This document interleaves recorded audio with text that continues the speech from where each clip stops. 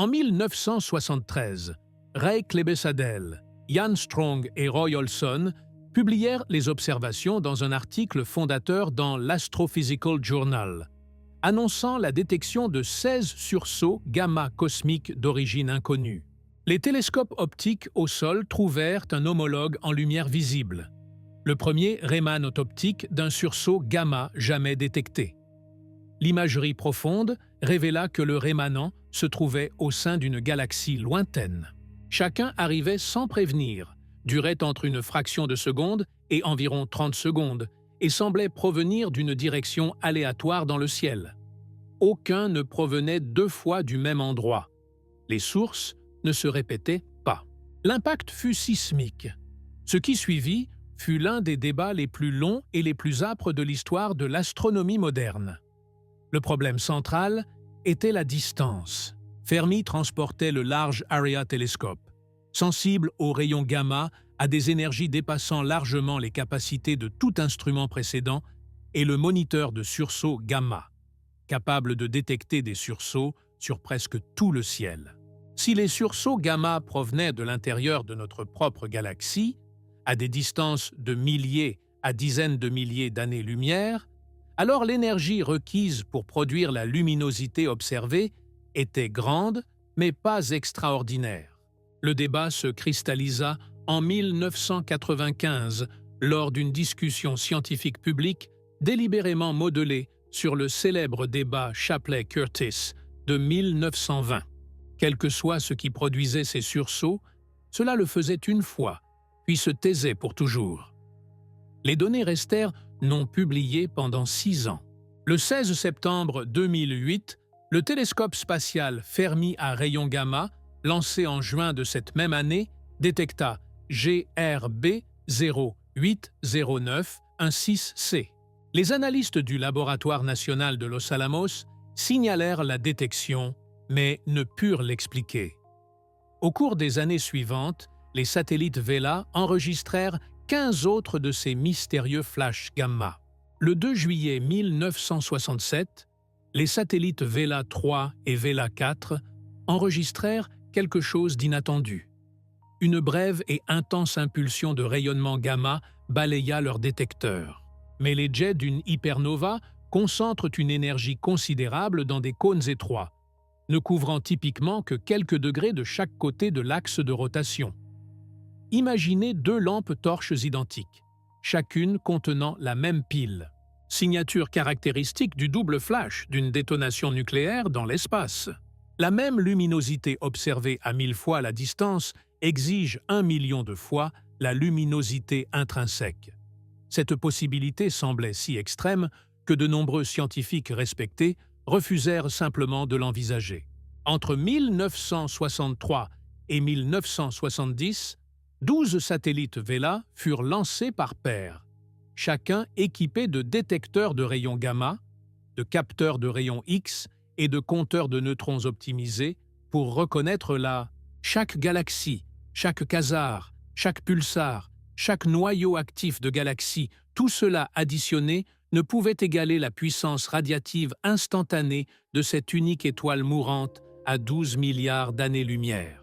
Cette preuve chimique soutient indépendamment la conclusion que les hypernovae étaient plus fréquentes dans l'univers primitif à faible métallicité. La vérification de la conformité devint une priorité immédiate. Les militaires américains avaient besoin d'yeux en orbite. Ces capacités avaient ouvert une fenêtre entièrement nouvelle sur l'énergétique des sursauts gamma, révélant des émissions à des énergies atteignant des dizaines de milliards d'électronvolts. Les États-Unis, l'Union soviétique et le Royaume-Uni signèrent le traité d'interdiction partielle des essais nucléaires, interdisant les détonations nucléaires dans l'atmosphère, dans l'espace et sous l'eau. Les satellites qui découvrirent les explosions les plus puissantes de l'univers ne les cherchèrent pas. Ils cherchaient des armes nucléaires, des photons individuels transportant plus d'énergie que tout ce qu'un accélérateur de particules sur Terre avait produit à cette époque. Transcender tout ce dont nous avons discuté. L'observateur ne voit pas une supernova légèrement plus énergétique. L'observateur voit quelque chose qui semble libérer 10 puissance 47 joules ou plus en pur rayonnement électromagnétique en quelques secondes. Les sursauts venaient de toutes les directions, sans aucune préférence pour le plan de la Voie lactée, sans concentration vers le centre galactique.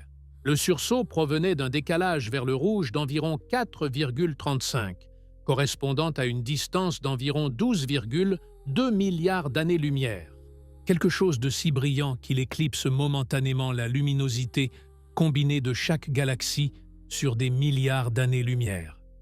Ce quelque chose est un sursaut gamma, et il occupe une catégorie entièrement à part. Quand les jets d'une hypernova sont suffisamment puissants, suffisamment étroits et suffisamment soutenus pour percer l'enveloppe stellaire et projeter leur énergie directement vers un observateur distant, le résultat est quelque chose qui semble plus violent que la mort stellaire ordinaire, mais toujours contraint par la même physique fondamentale de l'effondrement gravitationnel. Voici le point critique. Le budget énergétique total d'une hypernova est d'environ 4 à 6 fois 10 puissance 46 joules, quelque peu supérieur à celui d'une supernova standard. Ce sont des objets transitionnels. GRB 970508, détecté le 8 mai 1997, produisit un rémanent optique dont le spectre donna directement un décalage vers le rouge de 0,835, soit environ 7 milliards, mais s'il venait de distances cosmologiques, de galaxies situées à des milliards d'années-lumière, alors l'énergie impliquée par leur luminosité apparente devenait presque incompréhensible. Le matériau expulsé forme de vastes nébuleuses lumineuses entourant l'étoile, des coquilles et des bulles de gaz ionisé qui peuvent s'étendre sur des dizaines d'années-lumière, sculptées en filaments et en arcs par l'écoulement implacable. Elles dépassent les supernovae ordinaires en énergie cinétique d'un facteur d'environ 10 à 100. Les jets des sursauts gamma fonctionnent selon ce même principe, à une échelle multipliée par 10 milliards de milliards. Où les hypernovas se situent-elles dans la hiérarchie?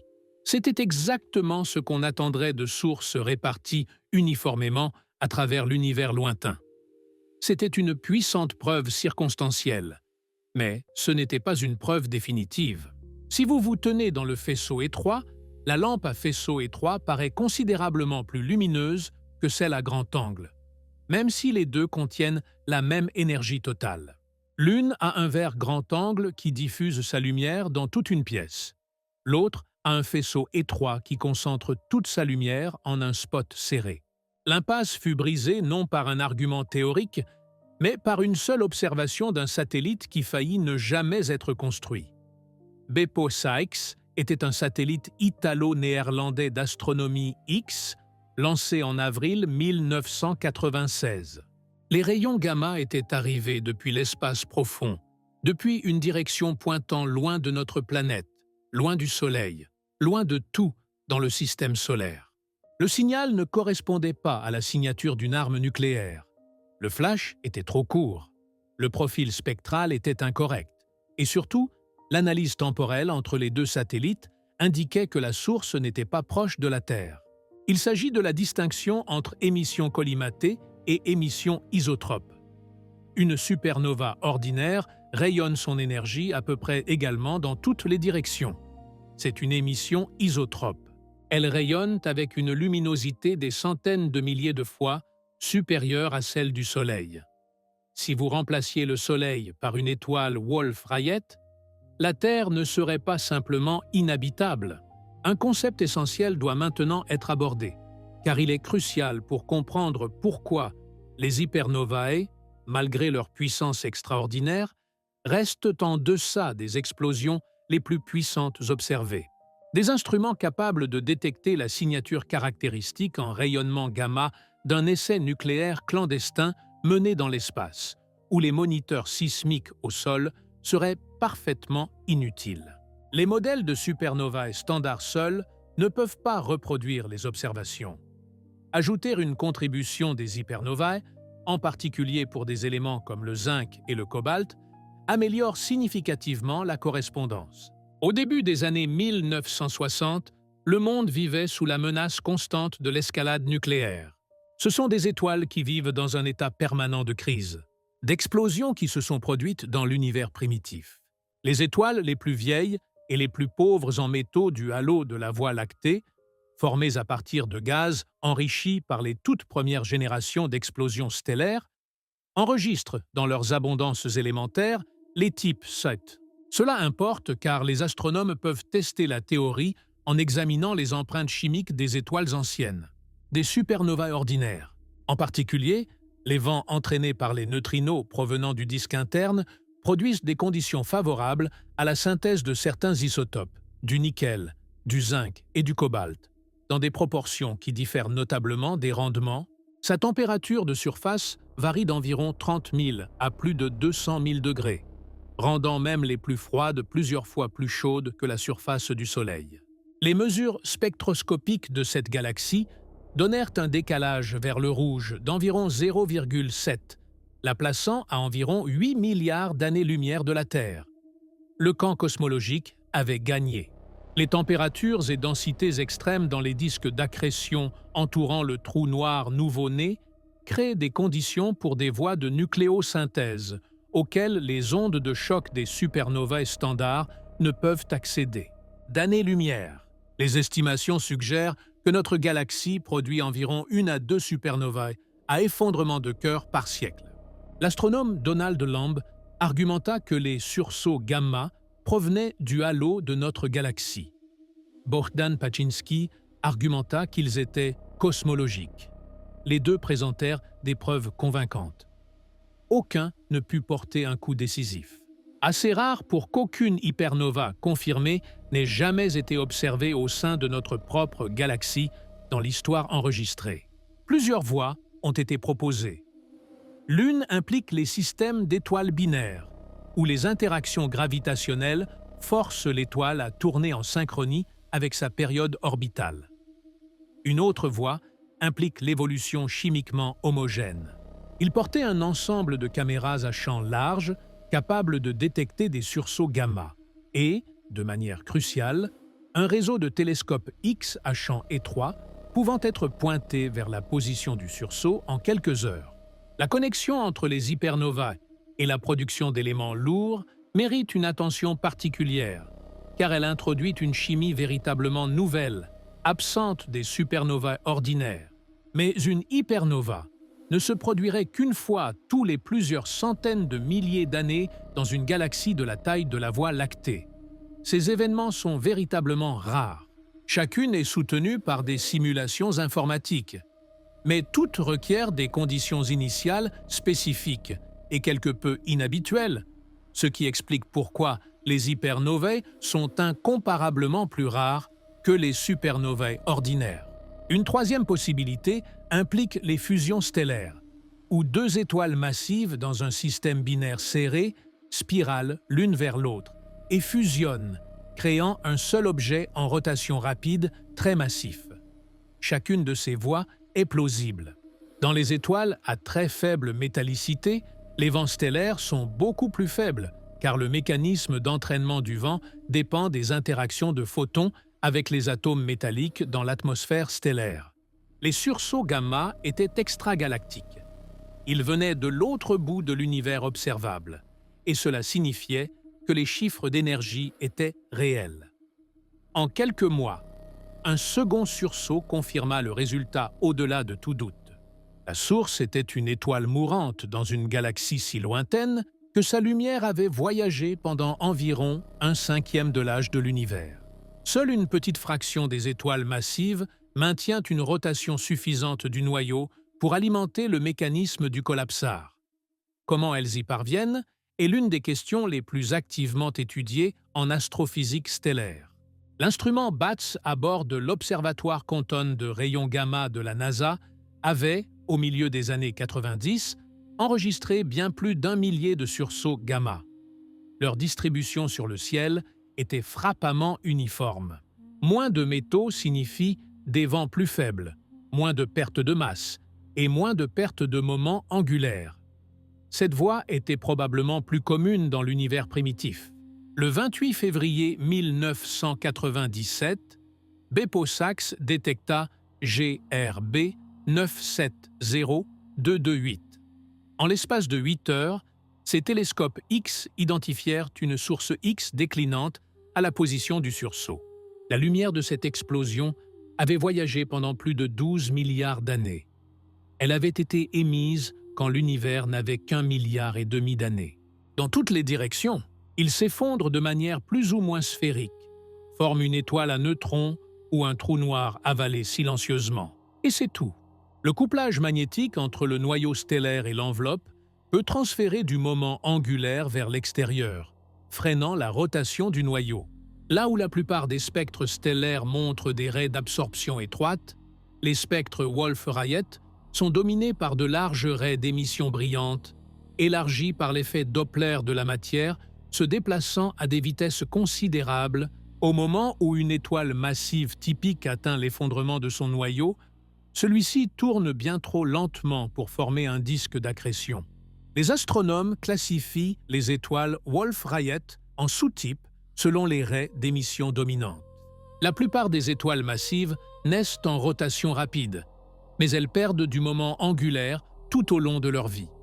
Les vents stellaires emportent la matière de la surface, et cette matière emporte du moment angulaire avec elle.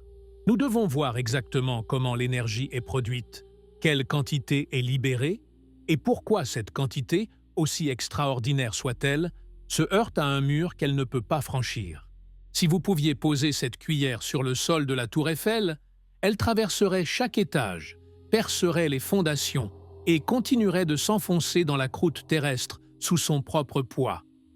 L'effondrement ne s'arrête pas en douceur. Elles sont immenses, mais elles restent bornées. Quelque chose d'observé dans le cosmos les surpasse de plusieurs ordres de grandeur. Pour comprendre pourquoi, nous devons suivre une étoile massive à travers toute sa vie et jusque dans sa mort.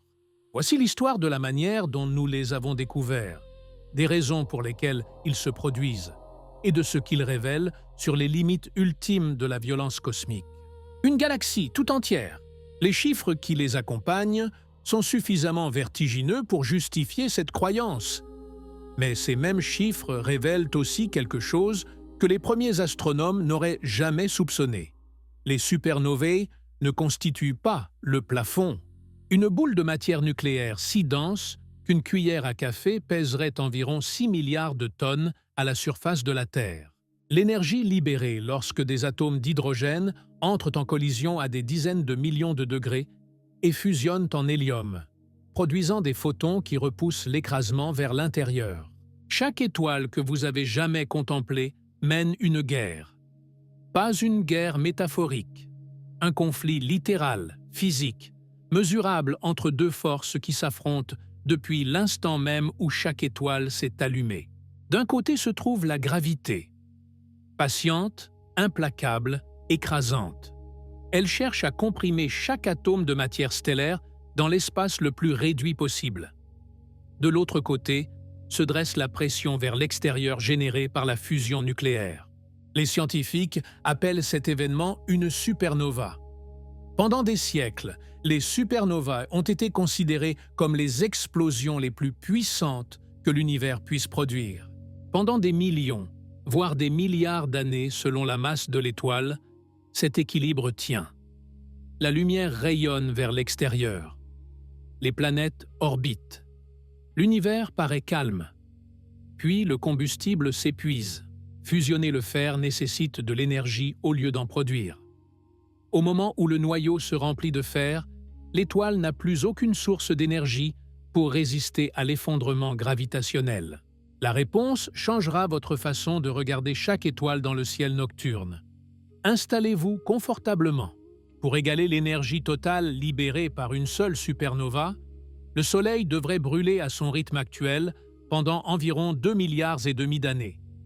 Mais une supernova libère cette énergie en quelques secondes. À ce stade, la matière a cessé de ressembler à quoi que ce soit de familier. Les atomes eux-mêmes n'existent plus en tant qu'entité distincte. Une étoile, comme notre Soleil, fusionne l'hydrogène en hélium dans son noyau pendant environ 10 milliards d'années. C'est un processus stable et prévisible.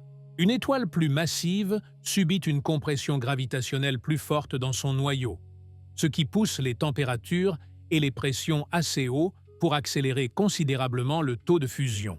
Et la gravité, qui attendait patiemment depuis la toute première seconde de l'existence de l'étoile, finit par l'emporter.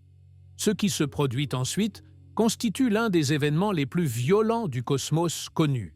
Ces deux forces s'équilibrent avec une précision extraordinaire. Cet équilibre est précisément ce qu'une étoile est. Une sphère de plasma maintenue en équilibre entre l'effondrement et l'explosion. C'était quelque chose de bien plus violent.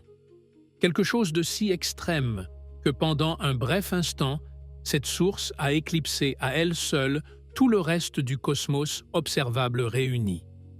Les scientifiques appellent ces phénomènes des sursauts gamma. En l'espace de 10 secondes, cette source avait libéré davantage de puissance que notre Soleil n'en produira au cours de ses 10 milliards d'années d'existence. La source n'était pas une supernova. Ce n'était pas une collision entre galaxies. Il se situe au plafond absolu de ce que l'univers autorise. Aucune explosion jamais directement observée ne s'en approche. Ni la mort des étoiles géantes, ni la collision d'étoiles à neutrons. Rien. Le noyau dépasse sa densité d'équilibre, se comprime au-delà de ce que la force nucléaire forte peut tolérer, puis rebondit comme un ressort comprimé.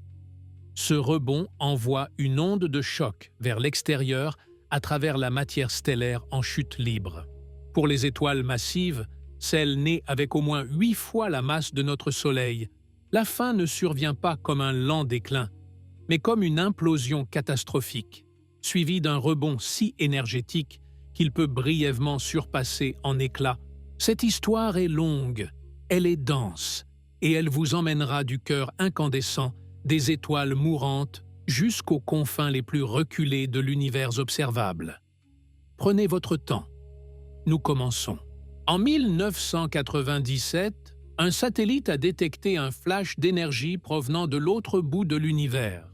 Le Soleil convertit approximativement 4 millions de tonnes de matière en énergie pure chaque seconde, grâce à l'équivalence masse-énergie d'Einstein, produisant une luminosité d'environ 3,8 fois 10 puissance 26 watts. Chaque combustible successif est moins efficace et dure moins longtemps. L'étoile développe une structure en oignon, avec des couches concentriques de différents éléments brûlants à des rythmes différents. Les étoiles massives vivent vite parce qu'elles brûlent vite. Et elles brûlent vite parce que la gravité les comprime plus fort. Mais l'hydrogène n'est que le premier plat. Cette phase dure environ 500 000 ans pour une étoile de 25 masses solaires. Quand l'hélium s'épuise, le noyau se contracte à nouveau, se réchauffe encore et commence à fusionner le carbone en néon et en magnésium. Une étoile née avec 25 fois la masse du Soleil brûle son combustible hydrogène, non pas en milliards d'années, mais en à peine 7 millions d'années. La raison est simple. Cette phase dure peut-être 600 ans.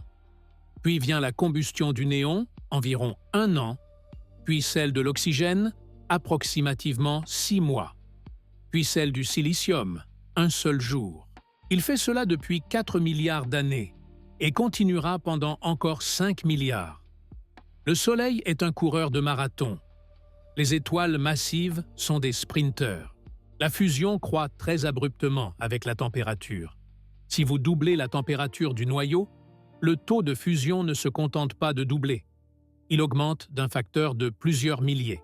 Les protons et les électrons sont écrasés ensemble pour former des neutrons, libérant un flot de neutrinos. Le noyau devient une étoile à neutrons. Le fer s'accumule au cœur comme des cendres dans un fourneau. Et le fer, c'est là où la route s'arrête. Contrairement à tous les éléments qui l'ont précédé, le fer ne peut pas libérer d'énergie par la fusion. Lorsque l'hydrogène au cœur de l'étoile est épuisé, le noyau se contracte sous l'effet de la gravité, se réchauffe davantage et commence à fusionner l'hélium en carbone et en oxygène, dépassant largement toute explosion astrophysique. Mesurée par l'énergie totale libérée par événement, confirmée par des décennies d'observations multi-longueurs d'onde, expliquée par des modèles théoriques ancrés dans les cadres les plus rigoureusement testés de toute la physique. Ils représentent le mécanisme du collapsar opérant près de son maximum théorique. Les progéniteurs les plus massifs, la rotation de noyaux la plus rapide, l'amplification magnétique la plus forte, l'extraction d'énergie la plus efficace.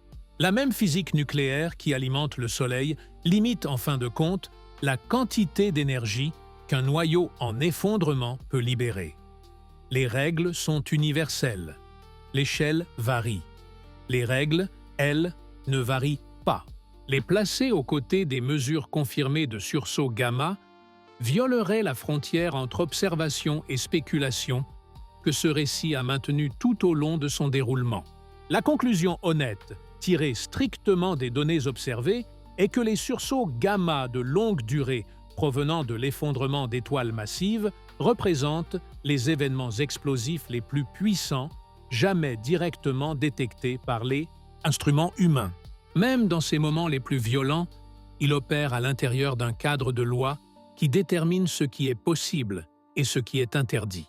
Les contraintes physiques limitant leur énergie sont bien comprises et semblent inviolables sans invoquer une physique spéculative nouvelle. Il y a quelque chose de discrètement extraordinaire dans cette conclusion. Nous avons commencé avec des satellites militaires, détectant accidentellement du rayonnement gamma provenant d'au-delà de notre système solaire. Le cadre théorique expliquant leur production d'énergie est cohérent avec la relativité générale, la magnéto-hydrodynamique et la physique nucléaire. La même gravité qui vous maintient sur votre chaise comprime des noyaux stellaires à une densité nucléaire et lance des jets relativistes à travers des milliards d'années-lumière. Les mathématiques incontournables de la relativité générale. La réponse à la question posée au début de ce récit n'est pas ambiguë. Elle n'est pas subjective. Elle ne dépend pas des définitions ni de la formulation. Stabilité des jets relativistes. Aucune observation confirmée de quelque nature que ce soit n'a surpassé leur énergie totale électromagnétique et cinétique combinée au sein d'un seul épisode explosif. Et nous avons examiné la physique qui empêche quoi que ce soit de grimper plus haut. Les limites d'efficacité de l'accrétion, les limites de masse des progéniteurs stellaires, les limites de stabilité des jets collimatés. Nous vivons dans un univers qui autorise une violence à des échelles qui anéantissent tout cadre de référence humain. Une seule étoile mourante peut concentrer en quelques brèves secondes davantage d'énergie qu'une étoile semblable au Soleil n'en génère au cours de toute sa vie de combustion d'hydrogène. Énergie cinétique 10 à 100 fois plus haut.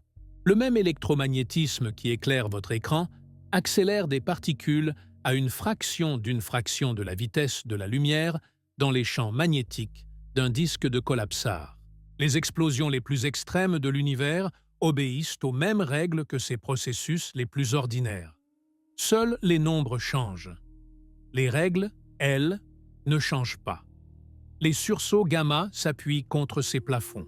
Les températures dans un jet de sursaut gamma dépassent tout ce qui se trouve dans les intérieurs stellaires par des facteurs de millions. Un faisceau de rayonnement plus étroit qu'un crayon tenu à bout de bras, quand on le retrace à travers des milliards d'années-lumière, connecte à un événement qui a brièvement éclipsé la luminosité combinée de chaque étoile du cosmos observable. Chaque paramètre est poussé vers sa limite simultanément. Le résultat est un événement qui se situe au bord extrême de ce que le cosmos autorise. Pas au-delà, pas même légèrement au-delà, exactement au bord. Les énergies des particules surpassent celles atteintes par les accélérateurs les plus puissants jamais construits sur Terre. La violence est réelle, mesurée, confirmée par des instruments sur tous les continents et en orbite autour de notre planète. S'émerveiller devant elle. Et pourtant, cette violence a une frontière. L'univers ne permet pas la destruction infinie. Nous avons tracé la hiérarchie énergétique depuis les supernovae ordinaires, immenses mais bornées par la physique des étoiles à neutrons, en passant par les hypernovae, où les noyaux en rotation rapide et la formation de trous noirs poussent les C. Non pas que l'univers puisse produire une telle violence, mais que, quelque part, sur une petite planète rocheuse orbitant une étoile parfaitement ordinaire, des êtres faits de poussière d'étoiles ait appris à la mesurer, à la comprendre et à... C'est nous qui nous émerveillons devant les résultats. Et c'est peut-être la chose la plus remarquable de toutes. Ces plafonds ne sont pas arbitraires. Ils ne sont pas imposés de l'extérieur. Ils émergent de la logique interne des lois physiques, des mêmes équations qui gouvernent la chute d'une pomme et l'orbite d'une planète. Et cette différence suffit pour séparer le murmure du hurlement. L'univers ne fait pas de distinction entre le grand et le petit, entre le calme et le violent. Il applique les mêmes équations partout, toujours, sans exception. L'univers entier en un clignement d'œil cosmique. C'est peut-être la leçon la plus profonde de toute cette histoire. L'univers n'est pas chaotique, il n'est pas aléatoire, il n'est pas sans bornes. Ces étoiles ne sont pas différentes des autres par leur nature. Elles obéissent aux mêmes lois. Elles brûlent le même hydrogène. Elles sont soumises à la même gravité. La seule différence est une question d'échelle, de masse et de circonstances. Il impose des plafonds d'énergie à travers les mathématiques de la relativité générale, la physique nucléaire de la dégénérescence des neutrons et de la formation des trous noirs, la thermodynamique de l'accrétion et la magnéto-hydrodynamique de la... et quelques-unes, très rares, les plus massives, les plus rapides, les plus extrêmes, mourront dans un événement si violent qu'il ébranlera momentanément le tissu même de l'espace-temps et projettera un faisceau de lumière si intense qu'il traversera. Chacun de ces points de lumière mène une guerre silencieuse contre sa propre gravité. Certains la perdront en douceur, se gonflant en géantes rouges, avant de se contracter en naines blanches qui refroidiront pendant des milliards d'années. D'autres mourront dans des cataclysmes qui défient l'imagination, enrichissant le cosmos des éléments qui un jour formeront de nouvelles étoiles, de nouvelles planètes, et peut-être de nouvelles formes de vie capables de lever les yeux à leur tour et de se poser les mêmes questions que nous. La prochaine fois que vous lèverez les yeux vers le ciel nocturne, depuis un sommet des Alpes, depuis une plage de Bretagne, ou depuis votre balcon en ville où seules quelques étoiles percent la lueur urbaine, souvenez-vous de ceci. Et les lois de la physique garantissent qu'il ne peut pas crier plus fort. L'univers autorise une violence extraordinaire, mais il impose des plafonds énergétiques durs. Et les sursauts gamma se situent au bord extrême de ce que l'univers permet. Ils sont le cri le plus puissant que le cosmos ait jamais produit. Ultra-relativistes, qui perçant l'étoile mourante et filent à travers le cosmos à des vitesses indiscernables de la lumière elle-même, sont les explosions les plus puissantes jamais directement observées dans l'univers.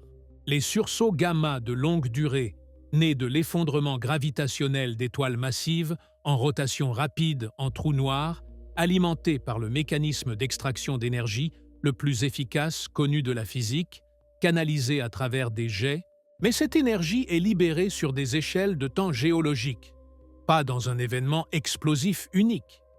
Un noyau actif de galaxie est un fourneau, pas une bombe. Qu'en est-il des événements d'ondes gravitationnelles? L'énergie totale libérée sur la durée de vie d'un noyau actif de galaxie peut atteindre 10 puissance 54 joules, dépassant vastement tout sursaut gamma. Mais aucun de ces phénomènes n'a été observé. Il reste des constructions théoriques sans preuve directe. La fusion de deux trous noirs de masse stellaire, tels que l'événement GW 150914, détecté par LIGO en septembre 2015, libéra environ 3 masses solaires d'énergie en ondes gravitationnelles, soit les modèles théoriques prédisent des énergies cinétiques allant jusqu'à 10 puissance 46 joules pour les événements les plus extrêmes, comparables à la plage supérieure des hypernovae. Certains quasars rayonnent à des luminosités dépassant 10 puissance 40 watts, maintenues sur des millions d'années. Le Big Bang a créé les conditions dans lesquelles toute structure ultérieure, toute libération d'énergie et toute évolution cosmique se sont produites. Des phénomènes hypothétiques pourraient-ils théoriquement dépasser un sursaut gamma? Ce chiffre dépasse l'énergie électromagnétique totale de tout sursaut gamma. Mais les ondes gravitationnelles interagissent avec la matière si faiblement que cette énergie traverse l'univers entier avec un impact physique effectivement nul. Sur la hiérarchie de la violence cosmique, elles ne sont pas en compétition. Les noyaux actifs de galaxies, alimentés par l'accrétion sur des trous noirs supermassifs, produisent les émissions soutenues les plus lumineuses de l'univers. La luminosité de crête fut extraordinaire pour cet instant, mais l'énergie totale était environ 10 millions de fois moindre que celle d'un sursaut gamma. Les éruptions de magnétar sont impressionnantes à l'échelle des étoiles à neutrons. L'éruption de magnétar la plus puissante observée, provenant de SGR 1806-20, le 27 décembre 2004, libéra environ 10 puissance 39 joules d'énergie électromagnétique en environ 2/10 de sa taux de scène. Aucune violation n'a jamais été enregistrée. Le mécanisme de Blandford-Zenajec offre un canal d'énergie supplémentaire, catastrophique, qui libère une énergie immense en une fraction de seconde. Les magnétars, des étoiles à neutrons avec des champs magnétiques dépassant 10 puissance 15 Gauss, environ 1 million de milliards de fois plus intenses que le champ magnétique terrestre, peuvent subir des événements de reconnexion magnétique. L'étoile entière est convertie en débris en expansion et en rayonnement. Aucun vestige n'est laissé derrière, ni étoile à neutrons, ni trou noir. Les débris résultants forment un disque d'accrétion autour du trou noir supermassif, produisant une lueur intense qui peut durer des semaines à des mois. Les éruptions géantes de magnétar représentent un autre candidat. Dans certains cas, des jets relativistes sont lancés, créant des événements qui ressemblent superficiellement à des sursauts gamma. Cependant, ces événements ne sont pas des libérations explosives uniques d'énergie. Un événement de disruption par marée est puissant dans l'ensemble, mais ce n'est pas une explosion au même sens qu'un sursaut gamma. C'est la différence entre une démolition contrôlée et une détonation. L'univers autorise les sursauts gamma à exister, mais il les autorise à peine. Poussez un seul paramètre plus haut et le système échoue. L'étoile explose prématurément avant l'effondrement du noyau. Ces 4 contraintes, efficacité d'accrétion, masse du progéniteur, stabilité du jet et échelle de temps d'accrétion, travaillent ensemble pour définir une enveloppe d'énergie maximale possible pour tout événement de collapsar unique.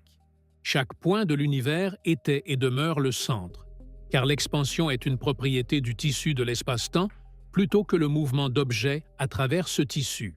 Ils sont le résultat attendu quand chaque paramètre, masse stellaire, rotation du noyau, amplification du champ magnétique, collimation du jet, approche simultanément son maximum physique.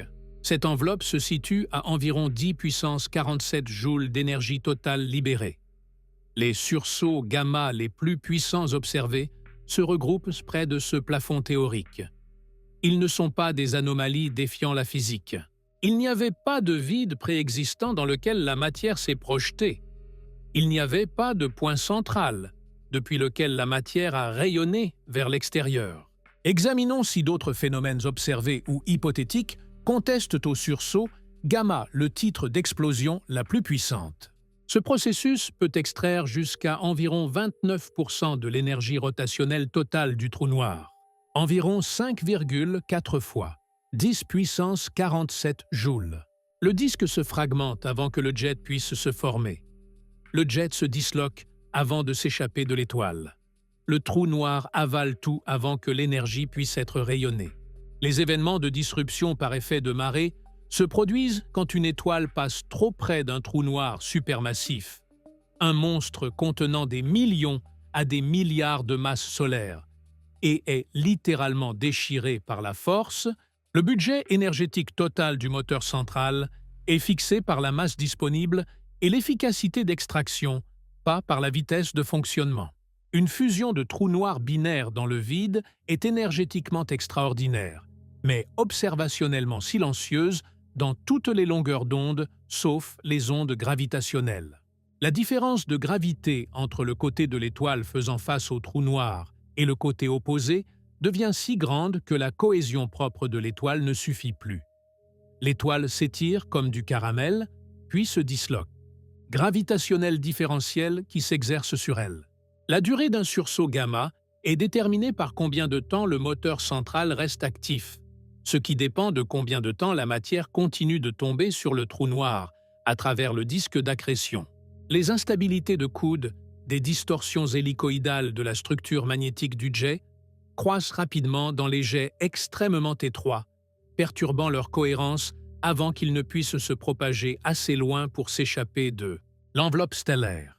C'est un événement d'énergie immense, mais ce n'est pas une explosion. Aucune destruction d'un objet progéniteur ne se produit, aucun éjectat n'est lancé et aucun environnement voisin n'est perturbé. Cela impose une limite inférieure sur l'angle d'ouverture du jet et par conséquent une limite supérieure sur la concentration possible du faisceau. La quatrième contrainte est l'échelle de temps d'accrétion. Les simulations magnéto-hydrodynamiques de la formation de jets relativistes montrent que des jets avec des demi-angles d'ouverture inférieurs à environ 1 degré deviennent instables. Ce mécanisme autorégulateur empêche les étoiles de croître indéfiniment. La nature impose un plafond sur l'approvisionnement en combustible. La troisième contrainte concerne la collimation et la stabilité du jet. Une étoile au-dessus de la limite d'Eddington se souffle littéralement elle-même en morceaux, perdant de la matière par des vents entraînés par le rayonnement jusqu'à ce que sa masse descende sous le seuil critique. Au-delà de cette plage, les étoiles rencontrent la limite d'Eddington, le point auquel la pression de radiation générée par la propre luminosité de l'étoile dépasse la force gravitationnelle qui la maintient assemblée. Aucune matière n'est éjectée. Aucune onde de choc ne se propage. Aucun rayonnement électromagnétique n'est produit. La deuxième contrainte majeure est la masse de l'étoile progénitrice. Les étoiles les plus massives observées dans l'univers contemporain atteignent environ 150 à 200 masses solaires. C'est significatif, mais pas illimité. Et le rythme auquel ce processus peut extraire l'énergie dépend de l'intensité du champ magnétique traversant l'horizon, laquelle est elle-même limitée par les conditions du plasma environnant.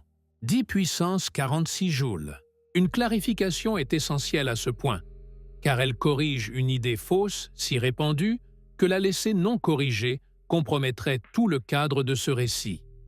Le Big Bang n'était pas une explosion. Nous sommes arrivés au sursaut gamma, où des jets ultra-relativistes transportent une énergie concentrée à travers les distances cosmologiques avec une puissance qu'aucun autre phénomène observé n'a égalée. Pour un trou noir de masse stellaire de 10 masses solaires tournant près du taux maximum, l'énergie rotationnelle disponible est d'environ 10 puissance 47 joules, et le processus de Blandford-Znajek peut en exploiter environ 3 fois, noir et les lignes de champ magnétique traversant l'horizon des événements. Un trou noir en rotation immergé dans un champ magnétique puissant, comme ce serait le cas dans un environnement de collapsar, peut transférer son énergie rotationnelle au plasma environnant par couplage électromagnétique entre l'ergosphère du trou, déclenché par la production de paires électrons-positrons dans le noyau stellaire. Seconde, ce chiffre représente le plafond théorique absolu pour l'extraction d'énergie par accrétion dans un seul événement de collapsar. Les sursauts gamma observés libèrent des énergies totales à ce niveau ou légèrement en dessous. Des phénomènes exotiques hypothétiques, comme l'effondrement de cordes cosmiques, l'évaporation de trous noirs primordiaux par rayonnement de Hawking ou la désintégration d'états de vide métastables, pourraient en principe libérer des énergies. Il est régulièrement décrit comme tel dans les médias populaires, dans la conversation courante et même dans certains matériaux éducatifs. Cette description est fondamentalement incorrecte. Ce n'est pas un concurrent pour le titre d'explosion la plus puissante, car ce n'est tout simplement pas une explosion. Avec les alternatives examinées, nous pouvons maintenant entrer sur un terrain clairement spéculatif, identifié comme tel. Mais il appartient à une classe de phénomènes physiques catégoriquement différente des supernovae, des hypernovae ou des sursauts gamma. Il ne doit pas figurer dans le même classement. Il y a un endroit où l'explosion s'est produite et d'autres endroits où elle ne s'est pas produite. Le Big Bang ne correspondait à aucune de ces caractéristiques. c'était l'expansion de l'espace lui-même. Plusieurs candidats ont été identifiés parmi les supernovae superlumineuses, mais aucun n'a été confirmé au-delà du doute, et aucun n'a démontré des énergies totales dépassant celles des sursauts gamma les plus puissants observés. Les supernovae par instabilité de paire sont prédites pour se produire quand des étoiles extrêmement massives, celles avec des noyaux d'hélium entre environ 65 et 130 masses solaires, subissent une détonation thermonucléaire. L'énergie maximale extractible par accrétion sur disque est donc d'environ 2,3 fois 10 puissance 47 joules. Plus de la moitié de l'énergie de masse au repos de la matière en chute est avalée par le trou noir, quelle que soit la configuration du disque. Une explosion est un événement qui se produit au sein de l'espace existant. De la matière se dilate vers l'extérieur depuis un point central dans le volume environnant. Il y a un avant et un après. Et le disque d'accrétion dans un collapsar contient une quantité finie de matière, au maximum quelques masses solaires, pour 100. Ce sont des épisodes d'accrétion prolongés durant des mois à des années. L'énergie par unité de temps est dramatiquement inférieure. C'est un chiffre extraordinaire. La fusion nucléaire dans les noyaux stellaires convertit moins d'1% de l'énergie de masse au repos en rayonnement. Pour un trou noir de Kerr en rotation maximale, tournant à la limite théorique permise par la relativité générale, l'orbite stable la plus interne se rapproche de l'horizon des événements et l'efficacité d'extraction grimpe à environ 42. Cela dépasse l'énergie électromagnétique de tout sursaut gamma. Cependant, l'énergie des ondes gravitationnelles interagit si faiblement avec la matière qu'elle traverse l'univers avec un effet physique négligeable. Au-delà de cette orbite, aucune énergie supplémentaire ne peut être extraite. La matière tombe librement dans le trou noir, emportant avec elle son énergie restante de manière irréversible, plus interne et de plonger au-delà de l'horizon des événements. Pour un trou noir de Schwarzschild non rotatif, la matière spiralant vers l'intérieur à travers un disque d'accrétion peut convertir environ 5,7% de son énergie de masse au repos avant de franchir l'orbite circulaire stable. Là, cette conversion s'opère à travers le disque d'accrétion. Spécifiquement, c'est la conversion de l'énergie potentielle gravitationnelle en énergie cinétique, en rayonnement et en champ magnétique, tandis que la matière tombe vers et spirale dans un trou noir. Ce n'est pas un processus quantique exotique, c'est la gravité. Cette affirmation peut sembler évidente, mais ses implications sont profondes et son application est absolue. La première contrainte est l'efficacité de l'extraction d'énergie gravitationnelle. La source fondamentale de puissance d'un sursaut gamma n'est pas la fusion nucléaire. Ce n'est pas l'annihilation matière-antimatière. Ce sont des conséquences de la structure mathématique de la réalité elle-même, tissées dans les équations qui gouvernent le comportement de la matière, le mouvement de l'énergie et la courbure de l'espace-temps dans des conditions extrêmes. Cette composante quasi-sphérique de l'explosion est l'hypernova. Ce cadre théorique est appelé le modèle du collapsar, et il fut d'abord articulé en détail par l'astrophysicien Stan Woosley en 1993. Pour que le modèle du collapsar fonctionne, l'étoile progénitrice doit satisfaire plusieurs conditions exigeantes. Deuxièmement, l'étoile doit avoir perdu ses enveloppes extérieures d'hydrogène et d'hélium avant l'effondrement. Si les enveloppes demeurent, elles présentent trop de matière pour que les jets puissent les transpercer. Les jets ne sont pas des écoulements doux. L'hypernova est l'explosion sphérique que vous voyez depuis n'importe quelle direction. Le sursaut gamma est le jet collimaté que vous ne voyez que si vous regardez par hasard dans l'axe du canon.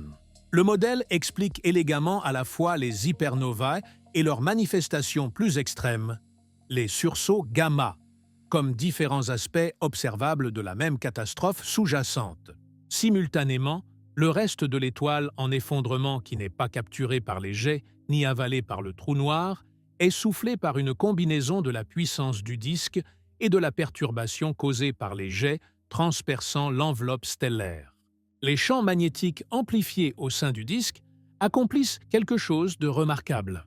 Ils extraient de l'énergie du disque et du trou noir en rotation lui-même, la canalisant en deux jets étroits de matière qui fusent vers l'extérieur le long de l'axe de rotation du trou noir à des vitesses approchant la vitesse de la lumière. Quand la matière disponible est épuisée, le moteur central s'éteint. Les jets qui l'alimentaient commencent à avancer sur leur propre élan, et l'événement est effectivement terminé. Les étoiles WN montrent de fortes raies d'azote, tandis que les étoiles WC et WO montrent le carbone et l'oxygène, reflétant la profondeur à laquelle les vents stellaires ont excavé les produits de la combustion nucléaire. Une étoile double, VC ou W0, a été dépouillée jusqu'aux couches où la combustion de l'hélium a converti le matériau original en carbone et en oxygène, précisément le noyau nu que le modèle du collapsar exige. Et dans certains modèles, plusieurs fois ce chiffre. Pour apprécier ce que même ce chiffre inférieur signifie, 1/10 de la masse du Soleil dévorée est traité dans le temps qu'il faut pour inspirer une seule fois. Le processus entier se déroule sur une échelle de temps qui semble absurde pour un événement de cette magnitude. Le disque d'accrétion consomme la matière à un rythme pouvant atteindre 1/10 de masse solaire par seconde. Le disque contient des masses solaires de cette matière, toutes en spirale vers l'intérieur, toutes convertissant l'énergie potentielle gravitationnelle en chaleur, en rayonnement et en furie magnétique en tombant. Ces étoiles propulsent des vents d'une telle férocité qu'elles perdent de la masse à des rythmes environ 1 milliard de fois supérieurs au vent solaire. Aucun autre processus astrophysique connu n'opère à ce rythme. Même les trous noirs supermassifs les plus voraces au centre des galaxies actives, qui consomment des étoiles entières sur des semaines et des mois, sont tranquilles en comparaison. De milliers de milliards. Ce sont des canons ultra-relativistes accélérant le plasma à des facteurs de Lorentz de 100 ou plus, ce qui signifie que la matière se déplace à plus de 99,9% de la vitesse de la lumière. L'énergie contenue dans chaque centimètre cube de cette région, combinant énergie thermique, énergie magnétique, pression de radiation et énergie cinétique du mouvement orbital, dépasse la densité d'énergie au centre de notre Soleil. Par des facteurs, la matière s'échappe de la surface à des vitesses de 1000 à 3000 km par seconde, assez rapide pour parcourir la distance de Paris à Marseille en moins d'une seconde, ou la distance de la Terre à la Lune en quelques minutes. La densité d'énergie dans le disque interne défie toute comparaison avec quoi que ce soit dans l'astrophysique normale. Les images du télescope Hubble des nébuleuses Wolf-Rayet révèlent certaines des structures les plus visuellement spectaculaires de la galaxie. Chimiques, de la matière en chute. Pas aussi dense que les noyaux d'étoiles à neutrons, mais suffisamment dense pour que des réactions nucléaires se produisent librement dans la matière du disque, produisant d'abondants neutrinos qui emportent de l'énergie et altèrent la composition. Elle serait stérilisée, son atmosphère arrachée, sa surface réduite à du magma en fusion en quelques heures. Les océans s'évaporeraient, les roches elles-mêmes fondraient. Les étoiles Wolf-Rayet méritent un moment d'attention car elles comptent parmi les objets les plus extrêmes de l'astronomie stellaire. Et presque personne, en dehors du domaine, n'en a entendu parler. Plus chaude que le cœur du Soleil d'un facteur de près de 10 000. Comparable aux températures les plus extrêmes trouvées n'importe où dans l'univers, en dehors des premiers instants après le Big Bang. La densité est extrême. La température dans ces régions internes atteint jusqu'à 100 milliards de degrés. Le disque du collapsar est une frénésie brève et dévorante de quelques masses solaires de matière traitées à travers le mécanisme d'extraction d'énergie le plus efficace de l'univers, en l'espace de quelques secondes à quelques minutes. Les régions internes du disque d'accrétion orbitent autour du trou noir à une fraction significative de la vitesse de la lumière. La matière à l'orbite stable la plus interne accomplit une révolution complète en quelques millisecondes. Les champs magnétiques, amplifiés par la rotation différentielle du disque, les régions internes orbitant plus vite que les régions externes, s'enroulent en configuration d'une puissance phénoménale. L'énergie potentielle gravitationnelle est convertie en énergie thermique, tandis que la matière spirale de plus en plus profondément dans le puits gravitationnel. La friction au sein du disque le chauffe à des milliards de degrés. Cosmos. C'est le moteur de la machine la plus destructrice que l'univers ait jamais engendrée. Et son fonctionnement mérite qu'on s'y attarde, car c'est ici, dans cette spirale infernale de matière et de lumière, que naît l'explosion la plus puissante du. Au lieu de cela, la matière en chute libre spirale vers l'intérieur, formant un disque d'accrétion dense et brûlant autour du trou noir. Ce disque n'est pas une structure passive, c'est une fournaise. Mais pour un noyau en rotation rapide, la physique change radicalement. Le moment angulaire empêche la matière de tomber directement dans le trou noir. Quand un trou noir se forme au lieu d'une étoile à neutrons, il n'y a pas de surface dure pour générer un rebond propre. Pour un noyau non rotatif ou en rotation lente, la situation est sinistre. La matière tombe, le trou noir grossit et très peu d'énergie s'échappe. Vous pourriez ne pas obtenir d'explosion du tout, juste une disparition silencieuse appelée supernova ratée, où l'étoile s'effondre et disparaît du ciel sans fanfare. Le noyau ne rebondit pas. Il ne se stabilise pas. Il continue de s'effondrer, traversant entièrement le stade de l'étoile à neutrons jusqu'à ce qu'un trou noir se forme. Cela change tout à propos de l'explosion. Au-dessus d'environ 2 à 2,5 masses solaires, la valeur précise dépendant de l'équation d'état encore incertaine de la matière ultra-dense, aucune pression de dégénérescence des neutrons ne peut résister à la gravité. Les étoiles à neutrons ont une masse maximale. Au moment où une étoile Wolf-Rayet atteint la fin de son combustible nucléaire, elle a été dépouillée jusqu'à son noyau essentiel. Mais les conditions au moment de l'implosion diffèrent radicalement. Et ces différences déterminent si le résultat est une supernova standard ou quelque chose de bien plus extrême. La variable cruciale est la masse du noyau en effondrement. Toutes les étoiles massives ne sont pas créées égales. Une étoile née avec 12 masses solaires et une étoile née avec 50 masses solaires terminent toutes deux leur vie dans un effondrement gravitationnel. Une étoile Wolf-Rayet typique conserve entre 10 et 50 fois la masse du Soleil, ayant déjà perdu une fraction substantielle de sa masse de naissance par des vents d'une violence inouïe. Pour comprendre ce qui sépare une hypernova d'une supernova ordinaire, nous devons nous concentrer sur l'étoile progénitrice et, de manière critique, sur ce que fait son noyau au moment de l'effondrement. C'était une observation directe et reproductible. La communauté des sursauts gamma, après un demi-siècle d'argumentation, convergeait vers une conclusion qui allait remodeler le domaine.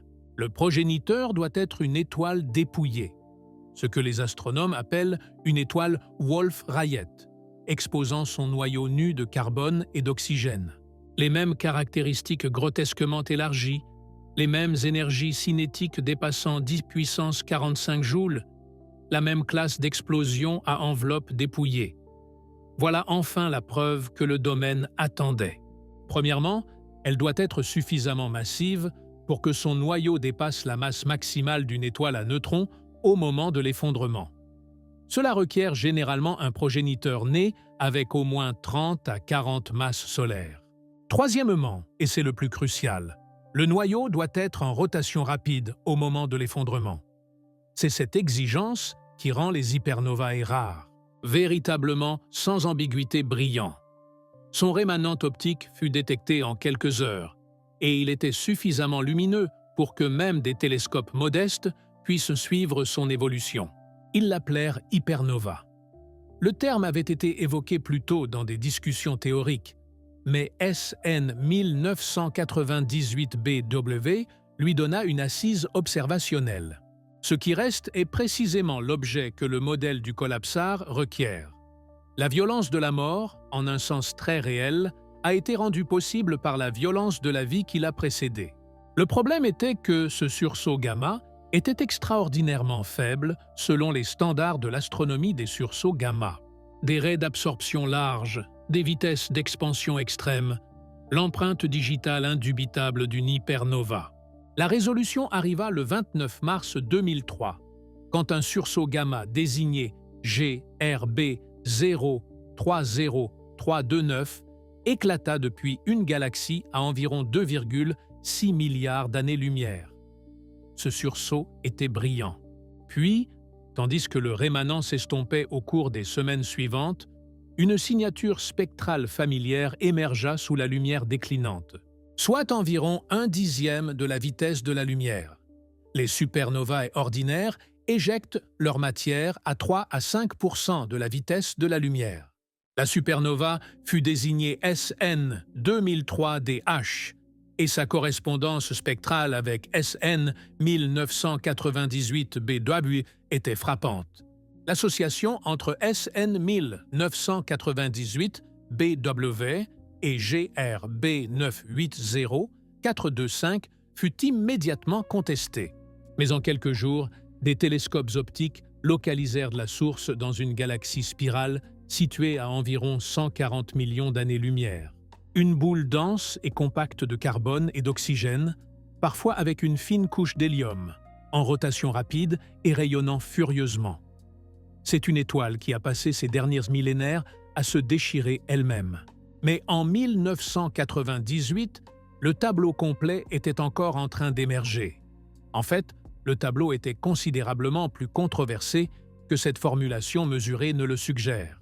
S'il provenait réellement de la distance de la supernova, à seulement 140 millions d'années-lumière, pratiquement la porte à côté en termes cosmologiques, alors son énergie totale en rayons gamma était environ 10 000 fois plus faible. Vous ne pouvez pas produire une supernova significativement plus énergétique simplement en commençant avec une étoile plus massive.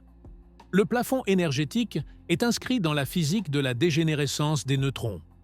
Le point est incontournable. Au moins certains sursauts gamma de longue durée étaient produits par la mort d'étoiles massives, et les explosions accompagnant ces morts étaient bien plus violentes que des supernovae ordinaires. Non pas un sursaut ambigu et sous-lumineux à une distance proche, mais un puissant sursaut gamma, cosmologiquement distant, avec une hypernova enfouie à l'intérieur. La connexion n'était plus un argument statistique à propos d'un cas particulier. Voici la preuve que certaines morts stellaires opéraient dans un régime énergétique fondamentalement plus élevé que tout ce qui avait été documenté auparavant. Dans un domaine où des différences d'énergie d'un facteur 2 suscitent de sérieuses investigations théoriques, un facteur 30 exigeait une catégorie entièrement nouvelle. Les scientifiques donnèrent un nom à cette catégorie. Des événements qui font paraître une supernova presque modeste en comparaison. Le chemin vers ces événements commence par une question. Que se passe-t-il quand le noyau en effondrement est trop massif pour former une étoile à neutrons?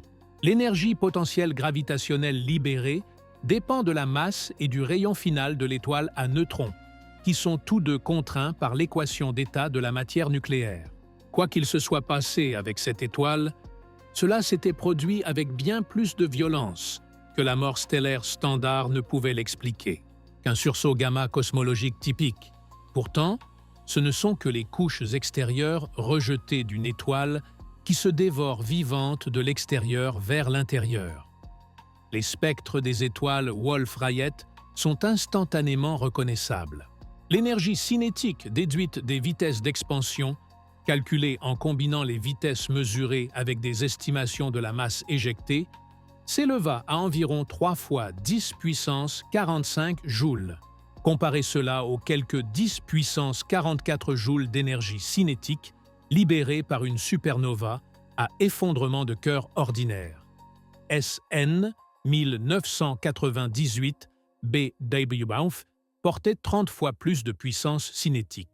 Les sceptiques pointaient l'écart énergétique et demandaient si un seul cas sous-lumineux pouvait réellement établir un lien physique entre deux phénomènes jamais observés ensemble auparavant. Pendant 5 ans, la question demeura irrésolue. Mais la caractéristique déterminante d'une étoile Wolf-Rayet n'est pas sa luminosité, c'est son autodestruction. Ces débris enrichissent le cosmos des éléments lourds nécessaires aux planètes et à la vie. Selon tout critère humain, une supernova est une apocalypse d'une échelle inconcevable. Le débat divisa la communauté. Les partisans de l'association pointaient à la précision de l'alignement spatial et temporel entre le sursaut et la supernova, arguant que les chances d'une telle coïncidence étaient infinitésimales. La mesure était sans ambiguïté. Le sursaut avait pris naissance dans une galaxie si lointaine que sa lumière avait voyagé pendant plus de la moitié de l'âge actuel de l'univers. Non pas au sens d'un dysfonctionnement, mais au sens où les nombres dépassaient la plage que leurs instruments avaient été conçus pour enregistrer. Les effets s'étendirent au-delà des observatoires orbitaux. L'expérience de la détection du BOAT fut sans précédent pour la communauté des sursauts gamma. Des systèmes d'alerte automatisés se déclenchèrent simultanément depuis de multiples satellites, inondant les boîtes de réception des astronomes et déclenchant des alertes à travers tous les fuseaux horaires. En quelques minutes, les chercheurs examinant la télémétrie entrante réalisèrent que quelque chose n'allait pas avec leurs données. L'analyse statistique indiqua qu'un sursaut de cette intensité frappant la Terre depuis cette distance ne se produit qu'environ une fois tous les 10 000 ans. Les astronomes le surnommèrent officieusement le BOAT, pour Brightest of All Time, le plus brillant de tous les temps. Une désignation qui capturait à la fois sa signification et la stupéfaction du domaine. Un effet physique direct d'une explosion à 2,4 milliards d'années-lumière. Même des instruments non conçus pour détecter des sursauts gamma enregistrèrent le signal. Le sursaut ionisa de manière mesurable la haute atmosphère terrestre, affectant la propagation des ondes radio à la surface de la planète. Sa proximité combinée à sa puissance intrinsèque créa une luminosité observée si extrême qu'elle submergeait presque tous les détecteurs de rayons gamma en orbite. Le moniteur de sursaut gamma de Fermi satura. Le télescope d'alerte de Swift satura. GRB221009 A éclata depuis une source à environ 2,4 milliards d'années-lumière. Beaucoup plus proche que GRB080916C, mais toujours à une distance cosmologique considérable. GRB080916 C détint le record d'énergie pendant plus d'une décennie. Puis, le 9 octobre 2022, produisit un événement qui redéfinit ce que les astronomes croyaient possible. Pendant une brève fenêtre lors de son pic d'émission, cet événement unique était plus lumineux que toutes les étoiles de l'univers observable combiné. La solution fut le programme de satellite Vela, du mot espagnol signifiant veiller ou surveiller. Une explosion à 2,4 milliards d'années-lumière avait physiquement altéré les propriétés électriques de l'atmosphère de notre planète.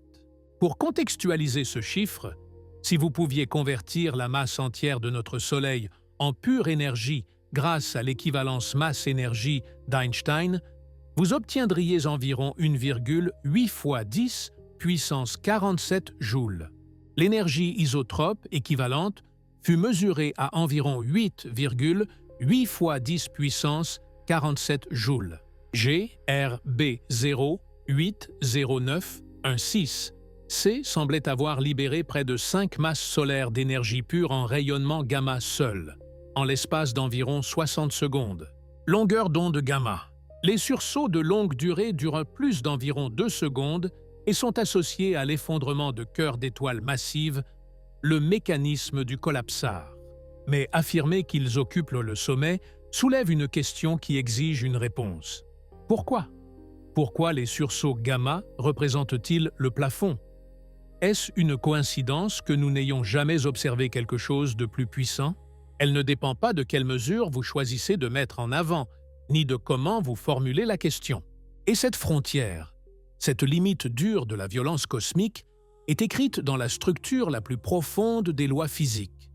L'univers n'est pas infiniment violent, mais en termes d'énergie explosive totale dans le canal électromagnétique, les sursauts courts ne surpassent pas les plus puissants sursauts gamma de longue durée provenant d'étoiles massives en effondrement.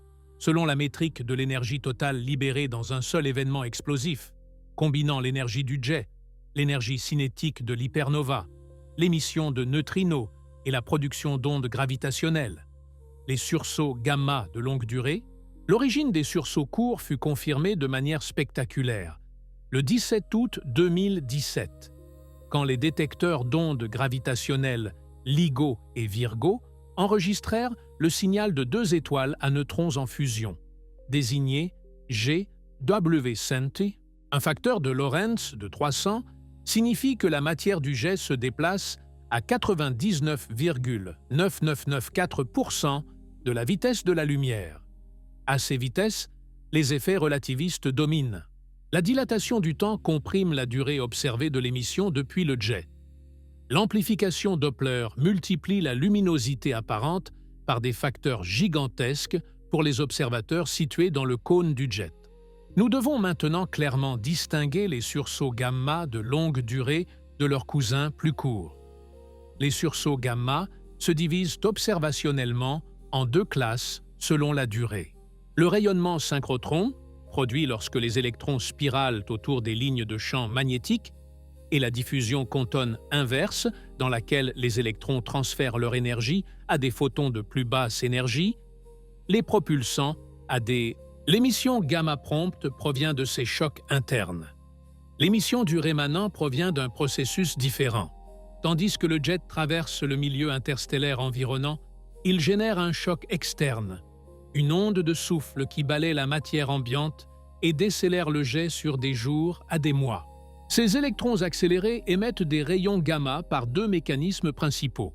Le suivi de la luminosité du rémanent à travers de multiples longueurs d'onde et de son évolution dans le temps permet aux astronomes de reconstituer l'angle d'ouverture du jet, le facteur de Lorentz, l'énergie et la densité du milieu environnant.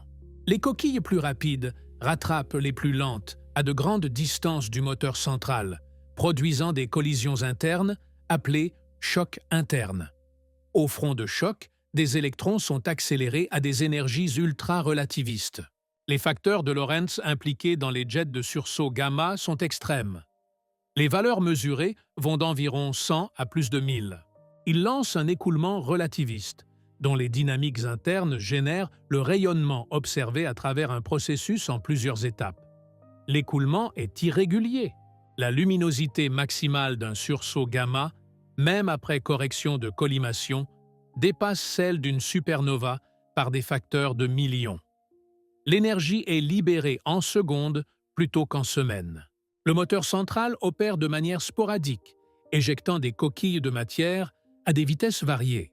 La physique interne du jet mérite un examen car elle révèle comment l'émission gamma observée est réellement produite.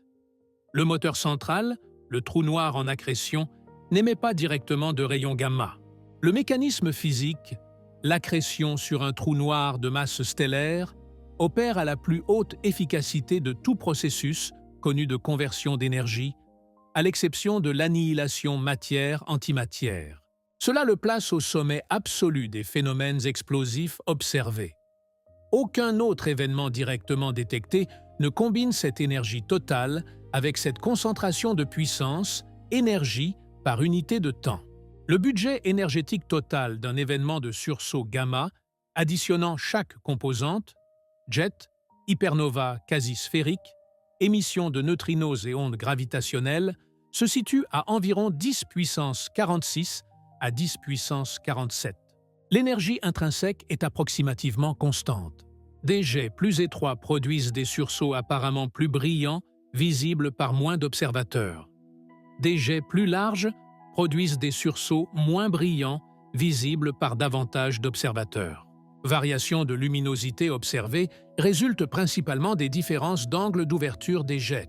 Ce regroupement, parfois appelé la relation de Frey d'après Dale Frey, qui le démontra le premier en 2001, implique que les moteurs centraux des sursauts gamma produisent une énergie totale approximativement standard et que la grande caractéristique GW 170 817 libéra environ 3 masses solaires d'énergie en ondes gravitationnelles, soit environ 5,4 fois 10 puissance 47 joules. Remarquablement, lorsque la correction de collimation est appliquée à travers un échantillon de nombreux sursauts, les véritables énergies totales des jets se regroupent autour d'une plage relativement étroite. Suggérant une échelle d'énergie, les sursauts de courte durée durent moins d'environ 2 secondes et proviennent de la fusion de systèmes binaires compacts, typiquement 2 étoiles à neutrons ou une étoile à neutrons et un trou noir. Ou existe-t-il une raison inscrite dans les lois de la physique elle-même qui empêche l'univers de produire quelque chose de plus extrême? La réponse ne réside pas dans ce que l'univers a fait, mais dans ce que l'univers a le droit de faire. 45 joules. L'accrétion sur un trou noir en rotation est environ 50 fois plus efficace que le processus qui alimente chaque étoile de l'univers. Mais 42% n'est pas 100%.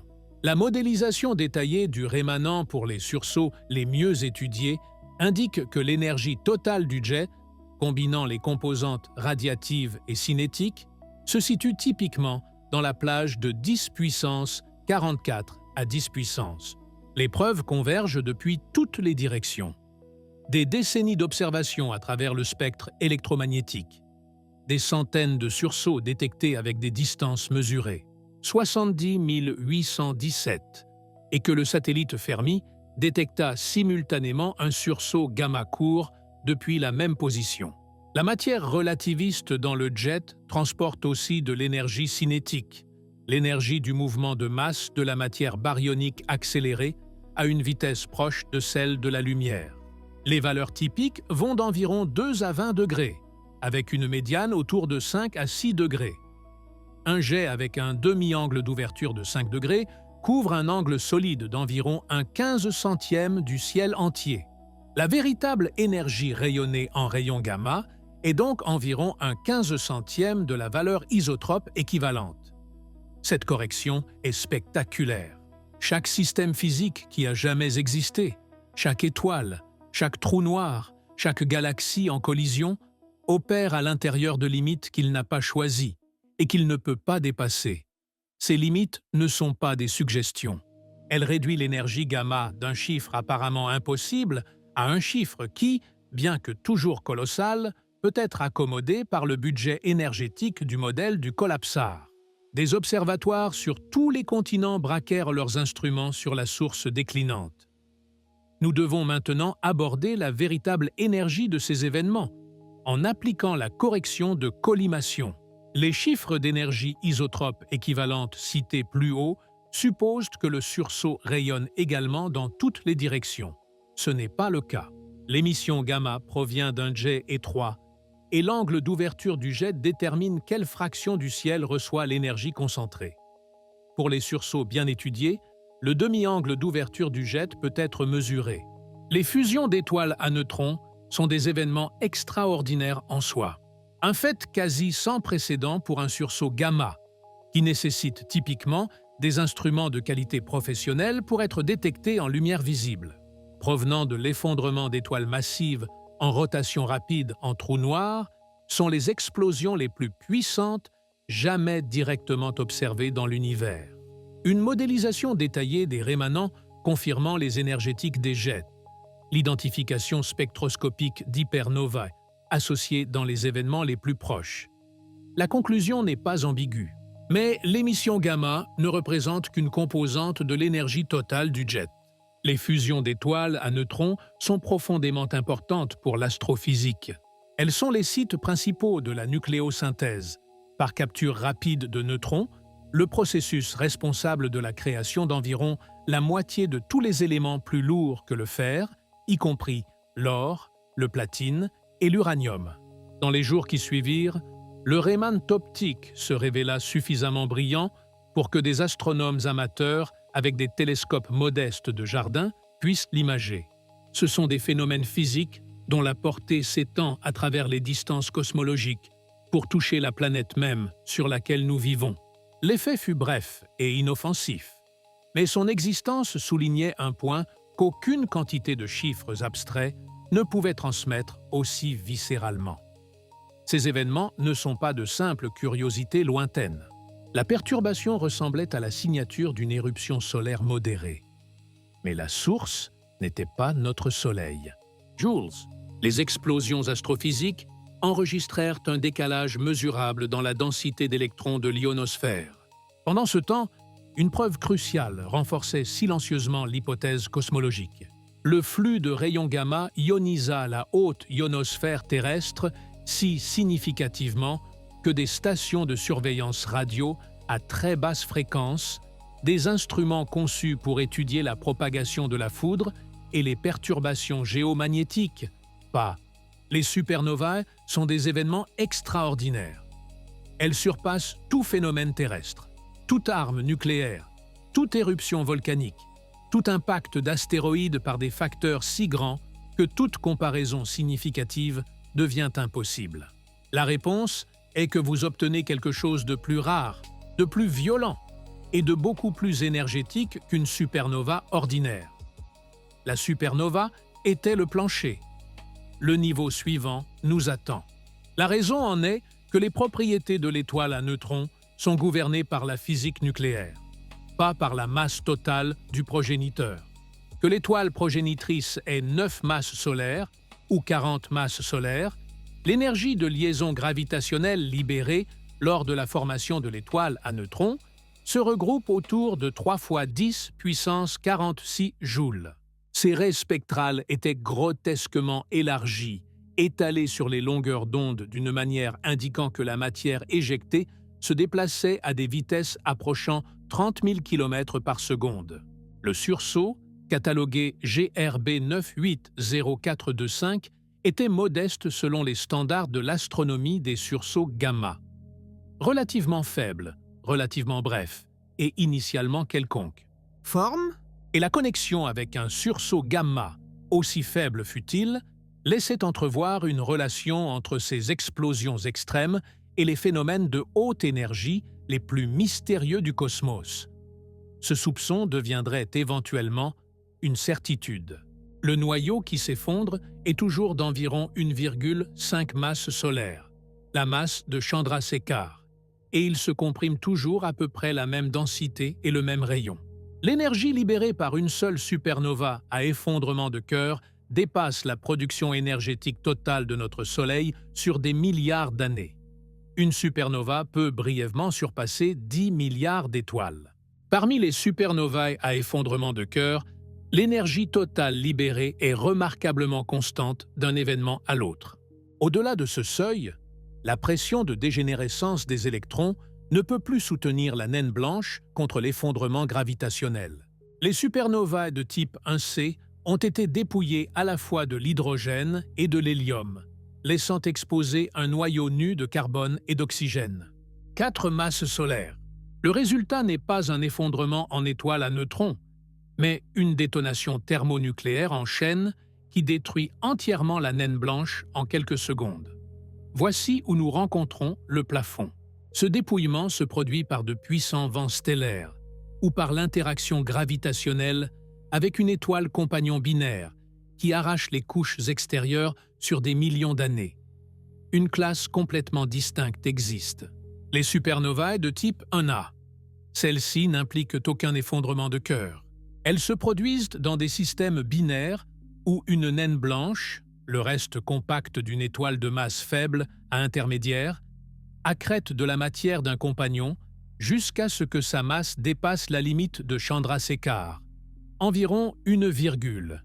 Le 25 avril 1998, un satellite en orbite autour de la Terre détecta une impulsion de rayonnement gamma d'une durée d'environ 25 secondes. Au sein de cette famille, les supernovae de type 2 conservent leur enveloppe d'hydrogène et montrent des raies spectrales d'hydrogène. Les supernovae de type 1b ont perdu leur couche d'hydrogène, mais conservent l'hélium. Que se passe-t-il quand l'étoile mourante n'est pas seulement massive, mais en rotation rapide, et que le moment angulaire de l'effondrement crée quelque chose qu'une simple implosion sphérique ne pourrait jamais engendrer? Les supernovas à effondrement de cœur, le type dont nous avons discuté, résultent de l'implosion gravitationnelle d'étoiles massives. Vous êtes fait de l'univers. Vous êtes de la poussière d'étoiles qui a appris à se contempler elle-même. Les supernovas se répartissent en catégories distinctes, et comprendre ces catégories aide à comprendre pourquoi leur énergie est bornée. Chaque atome de votre corps, à l'exception de l'hydrogène primordial, est le produit direct d'une étoile qui a vécu, brûlé, et qui est morte dans un éclat de lumière il y a des milliards d'années. Vous n'êtes pas simplement dans l'univers. La violence de la mort stellaire est paradoxalement le prérequis de tout ce que nous considérons comme vivant. Sans les supernovas, il n'y aurait pas de planètes rocheuses, pas de chimie complexe, pas de biologie, pas d'eau dans les océans, pas de sel dans la Méditerranée, pas d'oxygène dans l'atmosphère. Quand les astronomes braquèrent leurs instruments sur cette position, ils trouvèrent une supernova. Et elle ne ressemblait à rien de ce qu'ils avaient jamais vu. La supernova fut désignée SN 1998BW. Le platine, l'iode dans votre thyroïde, l'uranium qui alimente les centrales nucléaires françaises, tout cela est né dans des cataclysmes stellaires. L'or des bijoux exposés dans les vitrines de la place Vendôme à Paris a été synthétisé dans des conditions si violentes que la langue humaine peine à les décrire. Le fer qui transporte l'oxygène dans votre sang a été forgé dans un noyau stellaire qui s'est effondré il y a des milliards d'années.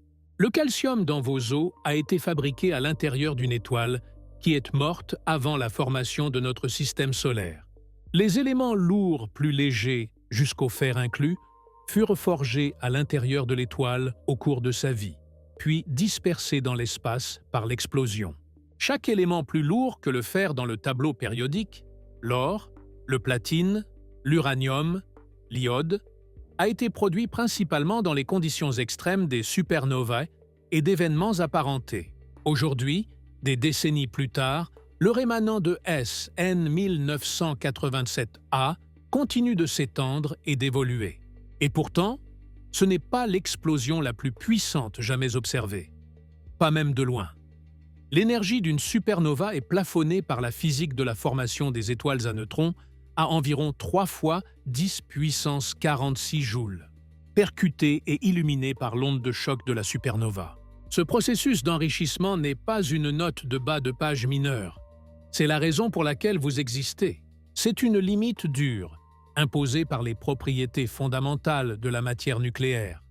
Mais l'univers a produit des événements qui dépassent la production cinétique et radiative des supernovae d'un facteur 100. Le télescope spatial Hubble et le télescope spatial James Webb ont imagé un anneau lumineux de matière autour du site de l'explosion, du gaz expulsé par l'étoile progénitrice dans les dizaines de milliers d'années précédant sa mort. Maintenant, les modèles précédents prédisaient que seules les supergéantes rouges, dans la phase finale et gonflée de leur évolution, subiraient un effondrement de cœur. 3 détecteurs souterrains, Kamiokande 2 au Japon, le détecteur Irvine Michigan Brookhaven sous le lac Erie aux États-Unis et l'observatoire de neutrinos de Baksan en Union soviétique, enregistrèrent un total combiné d'environ 24. Certaines explosions s'étendent sur des volumes énormes. Un rémanent de supernova peut éventuellement s'étirer sur des dizaines d'années-lumière, mais l'étendue spatiale ne détermine pas la puissance. La première détection confirmée de neutrinos provenant d'une explosion stellaire. La découverte força des révisions majeures de la théorie de l'évolution stellaire et démontra que les étoiles massives suivent des chemins vers la mort plus variés que quiconque ne l'avait supposé. Détecter ne serait-ce que 24 neutrinos provenant d'un événement situé à 168 000 années-lumière de distance nécessitait d'énormes cuves souterraines remplies de milliers de tonnes d'eau ultra purifiée, protégées des rayons. En son cœur se trouve un pulsar, une étoile à neutrons en rotation rapide, tournant environ 30 fois par seconde, balayant l'espace de faisceaux de rayonnement comme un phare maritime. Sandulic -69202 était une étoile bleue compacte et chaude, pas la géante rouge enflée que tout le monde attendait. En 1572, Tycho Brahe tourna ses instruments vers une autre nouvelle étoile brillante dans la constellation de Cassiopée. La luminosité maximale d'une supernova à effondrement de cœur peut atteindre 10 milliards de fois la luminosité du Soleil, ce qui la rend suffisamment brillante pour surpasser la lumière combinée de toutes les étoiles de sa galaxie haute pendant. Ce fut l'un des grands triomphes de l'astrophysique du XXe siècle. SN 1987 a surpris aussi les scientifiques en révélant que les supergéantes bleues pouvaient exploser en supernovae. 4 siècles se sont écoulés depuis, et nous sommes statistiquement en retard pour la prochaine. Près de la constellation que nous appelons le Taureau, ces 24 détections confirmèrent que l'effondrement du noyau avait libéré environ 3 fois 10 puissance 46 joules d'énergie en neutrinos seuls, correspondant aux prédictions théoriques avec une précision saisissante. Le 23 février 1987, une supergéante bleue appelée Sandy Lake, moins 69,202, explosa dans le Grand Nuage de Magellan, une galaxie satellite de la Voie lactée située à environ 168. Elle décrit à quel point quelque chose paraît brillant à un moment donné, souvent depuis un angle d'observation particulier. Ces mesures méticuleuses de la luminosité changeante de cette étoile contribuèrent à démanteler la croyance aristotélicienne ancienne selon laquelle les cieux au-delà de la Lune étaient fixes et éternels. Que se passe-t-il quand, au lieu de rebondir, le noyau continue de tomber, dépassant le stade de l'étoile à neutrons, dépassant tout état connu de la matière, tombant jusqu'à ce que l'espace lui-même se referme autour de lui et qu'un trou noir Un pétard est plus petit qu'un feu de camp, mais personne ne prétendrait qu'un feu de camp est plus explosif. Tout au long de ce récit, la question à laquelle nous répondons est celle-ci. La grande majorité de cette énergie, environ 99%, est emportée par le flot de neutrinos qui accompagne l'effondrement du noyau. Quelle est l'explosion la plus puissante, jamais directement observée dans l'univers, mesurée par l'énergie totale libérée? Pas la plus brillante en magnitude apparente, pas la plus grande en diamètre physique, la plus puissante. En l'an 1054, des astronomes en Chine et probablement dans le monde arabe et parmi les peuples ancestraux du sud-ouest de ce qui est aujourd'hui les États-Unis, ont documenté une étoile brillante et nouvelle apparue dans le ciel. C'est la seule manière honnête de comparer les explosions cosmiques. L'histoire de l'observation des supernovae donne à cette question un poids personnel. Les humains observent des étoiles explosées depuis près d'un millénaire. Cet événement a créé ce que nous appelons aujourd'hui la nébuleuse du Crabe, un nuage de débris en expansion de 6 années-lumière de large, encore luminescent près d'un millénaire plus tard. Plusieurs semaines, l'événement, désigné SN 1987A, fut la supernova observée la plus proche depuis celle de Kepler, près de 400 ans plus tôt. SN 1987A produisit quelque chose de sans précédent. Elle était suffisamment lumineuse pour être visible en plein jour pendant 23 jours consécutifs et resta visible à l'œil nu la nuit pendant presque 2 ans avant de s'estomper. Neutrinos arrivant sur une durée d'environ 13 secondes. C'est la métrique qui compte quand nous demandons quelle est l'explosion la plus puissante de l'univers. La deuxième est la luminosité maximale, ou luminosité apparente. Voilà la preuve que le cosmos pouvait changer violemment et sans avertissement.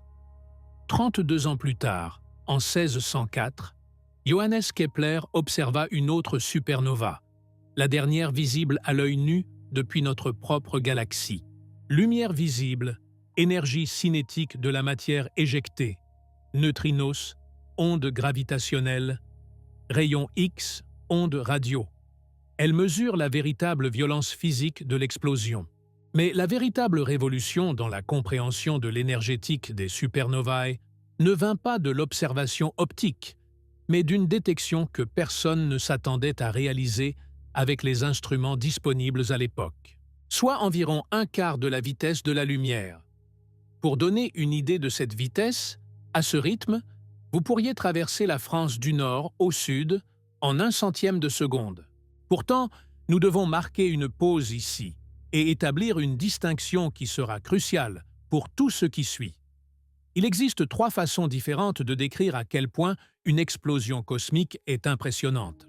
Le noyau de fer, d'une masse d'environ 1,5 fois celle de notre Soleil, comprimé dans une sphère à peu près de la taille de la Terre, s'effondre sous sa propre gravité à des vitesses approchant 70 000 km par seconde. Les neutrinos sont si réticents à interagir avec la matière qu'environ 65 milliards d'entre eux, provenant de notre propre Soleil, traversent chaque centimètre carré de votre peau chaque seconde sans toucher un seul atome. Pour être précis, ce chiffre représente l'énergie de liaison gravitationnelle libérée lors de la formation de l'étoile à neutrons.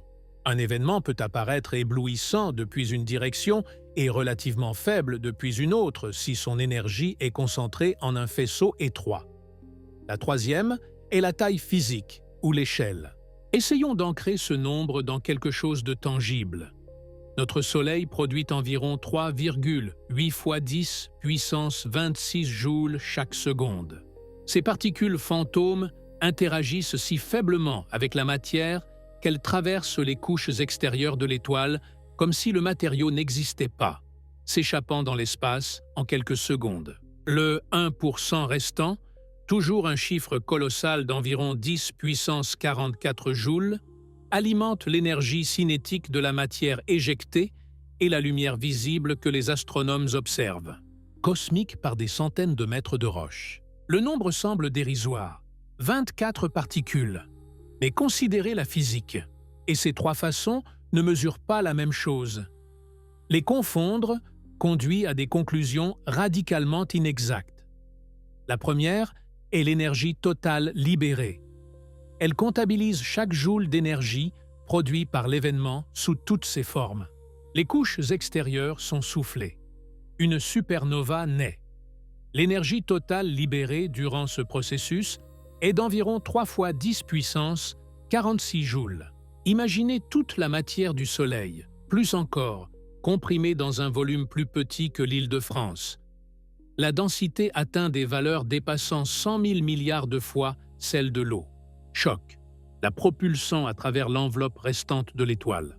Pendant un bref moment, l'onde de choc cale. Les couches extérieures qui s'effondrent vers l'intérieur la percutent et drainent son énergie. 1000 années-lumière de la Terre. Ce qui suit se mesure non pas en années ni en jours, mais en millisecondes. En moins d'une seconde, le noyau passe de la taille de la Terre à celle d'une ville, environ 20 km de diamètre. Imaginez une sphère qui tiendrait entre Paris et Versailles, contenant la masse d'une étoile et demie. Mais les neutrinos jaillissant de l'étoile à neutrons nouveau-nés déposent une petite fraction de leur énergie dans la matière située derrière le choc, environ 5% de l'énergie totale des neutrinos, et cette injection ranime l'onde de